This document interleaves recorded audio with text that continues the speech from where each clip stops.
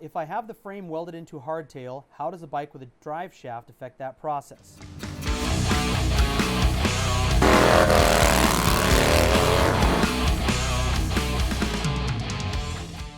Okay, so if you want to weld a hardtail onto the frame of a drive shaft bike, you can do it. However, you must bear in mind a few things. One, don't weld the frame permanently to the drive shaft assembly.